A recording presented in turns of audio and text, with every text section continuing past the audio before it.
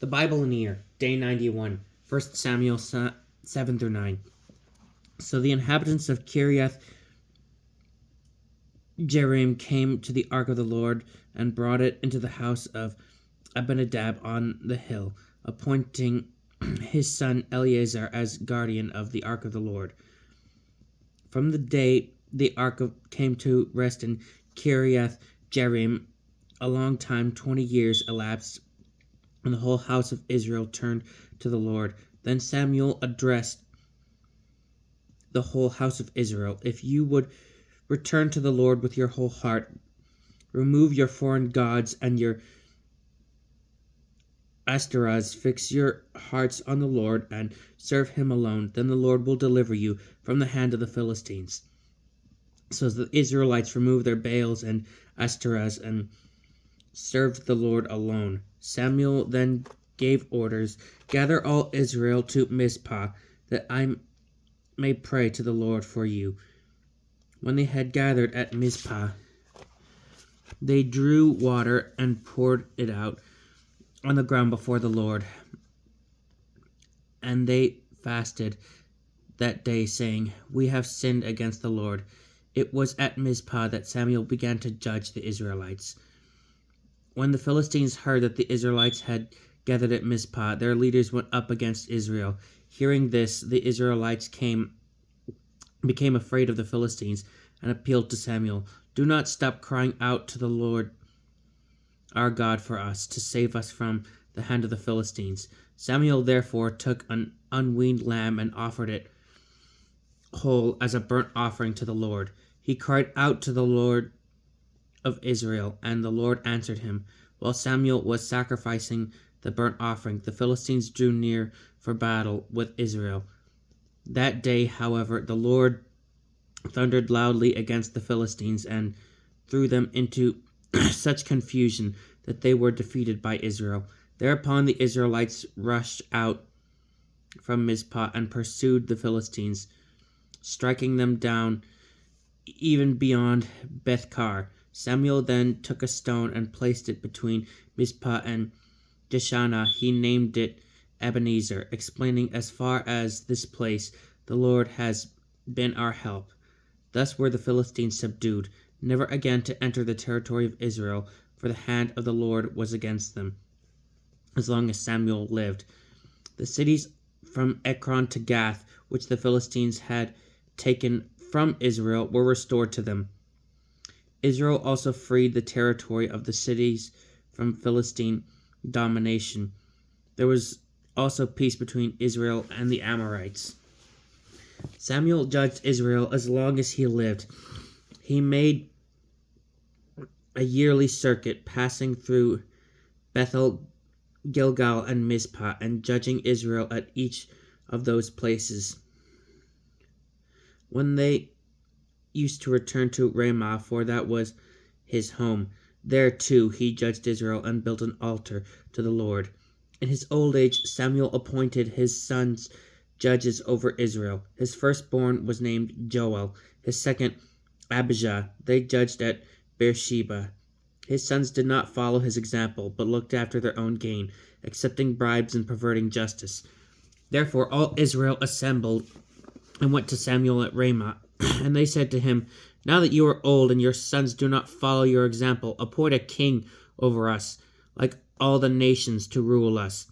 Samuel was displeased when they said, Give us a king to rule us. But he prayed to the Lord. The Lord said, Listen to what the people say. You are not the one they are rejecting. They are rejecting me as their king. They are acting toward you just as they have acted from the day I brought them from Egypt to this very day, deserting me to serve other gods. Now listen to them, but at the same time give them a solemn warning and inform them of the rights of the king who will rule them. Samuel delivered the message of the Lord in full to those who were asking for a king. He told them, The governance of the king who will rule over you will be as follows. He will take your sons and assign them to his chariots and horses, and they will run before his chariot. He will appoint from among them his commanders of thousands and of hundreds. He will make them do his plowing and harvesting, and produce his weapons of war and chariotry. He will use your daughters as perfumers, cooks, and bakers. He will take your best fields, vineyards, and olive groves, and give them to his servants. He will tithe your crops and grape harvest to give to his officials and his servants. He will take your male and female slaves, as well as your best oxen and donkeys, and use them to do his work. He will also tithe your flocks, as for you will become his slaves on that day, and you will cry out because of the king whom you have chosen. But the Lord will not answer you on that day. The people, however, refused to listen to Samuel's warning, and they said, "No, this must be a king. There must be a king over us. We must be like all the nations, with a king to rule us, lead us in warfare, and fight our battles." Samuel listened to all the concerns of the people, and then repeated them to the Lord. The Lord said, "Listen to them. Appoint a king to rule over them." Then Samuel said to the people of Israel, "Return each of you to your own city." There was a powerful man from Benjamin named Kish, who was the son of Abiel, son of Zeror, son of Bechorath, son of Ephiah, a Benjaminite. He had a son named Saul, who was a handsome young man. There was no other Israelite more handsome than Saul. He stood head and shoulders above the people. Now the donkeys of Saul's father Kish had wandered off. Kish said to his son Saul, "Take one of the servants with you and go out and hunt for the donkeys." So they went through the hill country of Ephraim and through the land of Shalisha. Not finding them there, they continued through the land of Shalim without success. They also went through the land of Benjamin, but they failed to find the animals.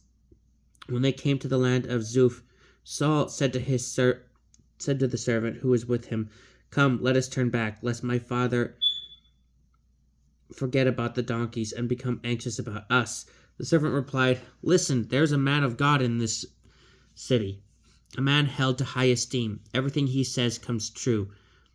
Let us go there now. Perhaps he can advise us about the journey we have undertaken." But Saul said to his servants, "If we go, what can we offer the man? The food in our bags has run out. We have no present to give the man of God. What else do we have?" Again the servant answered Saul, "I have a quarter shekel of silver. If I give that to the man of God, he will advise us about the journey." In former times in Israel, anyone who went to consult God used to say, "Come, let us go to the seer." For the one who is now called prophet was formerly called seer. Saul then said to his servant, "You are right. Come on, let us go." So they headed toward the city where the man of God lived. As they were going up the path to the city, they met some young women coming out to draw water, and they asked them, "Is the seer in town?" The young woman answered, "Yes, there, straight ahead. Hurry now. Just today he came into the city, because the people have a sacrifice today on the high places. When you enter the city, you may reach him before he goes up to the high place to eat. The people will not eat until he arrives.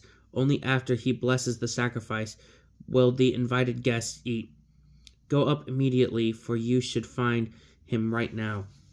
So they drew up to the city. As they entered it, there was Samuel coming toward them on his way to the high place, the day before Saul's arrival, and the Lord had revealed to Samuel, "At this time tomorrow I will send you a man from the land of Benjamin, whom you are to anoint as ruler of my people Israel. He shall save my people from the hand of the Philistines. I have looked upon my people. Their cry has come to me." When Samuel caught sight of Saul, the Lord assured him, "This is the man I told you about. He shall govern my people." Saul met Samuel in the gateway and said, "Please tell me where the seer lives." Samuel answered Saul, "I am the seer. Go up ahead of me to the high place and eat with me today. In the morning, before letting you go, I will tell you everything on your mind. As for your donkeys that were lost 3 days ago, don't worry about them, for they have been found." "Whom should Israel want, if not you and your father's family?" Saul replied, "Am I not a Benjaminite, from the smallest of the tribes of Israel? And is not my clan the least among the clans of the tribe of Benjamin? Why say such things to me?" Samuel then took Saul and his servant and brought them into the room. He seated them at the head of guests, of whom there were about 30.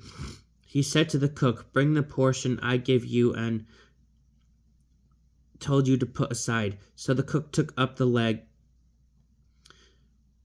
and what went with it and placed it before Saul. Samuel said, "This is a reserved portion that is set before you.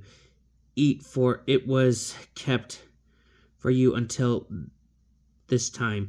I explained that I was inviting some guests. Thus Saul dined with Samuel that day. When they came down from the high place into the city, a mattress was spread for Saul on the roof, and he slept there. At daybreak Samuel called to Saul on the roof, "Get up, and I will send you on your way." Saul got up, and he and Samuel went outside the city together. As they were approaching the edge of the town, Samuel said to Saul, "Tell the servant to go ahead of us, but you stay here for a moment, that I may give you a word from God." This is the word of the Lord.